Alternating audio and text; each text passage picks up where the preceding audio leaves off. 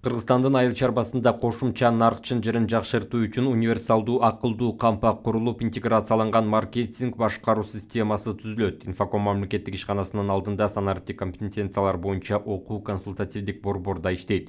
Президент Садыр Жапаровдун Корея Республикасына жасаган расмий сапарынын алкагында министрлер кабинетинин төрагасынын орун басары, суу ресурстары, айыл чарба жана кайра иштетүү өнөр жай министри Бакыт Төрөбаев Кореянын эл аралык кызматташтык агенттигинин президенти Чан Вон Сам менен Сеулда жолугушуу өткөрүп, тараптар дал ушул эки протоколго кол коюшту.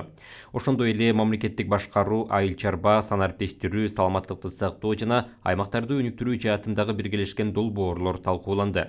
Бакыт Төрөбаев Кыргызстандын өнүгүүсүнө расмий жардам көрсөтүү үчүн артыкчылыктуу өлкө катары макамын узартууну сунуштады. Өз кезегинде Койка президенти акысыз жардамдын көлөмүн көбөйтүү ниетин ырастаган жана кызматташуу программаларын ишке ашыруудагы Кыргызстандын жигердүү позициясын жогору баалады.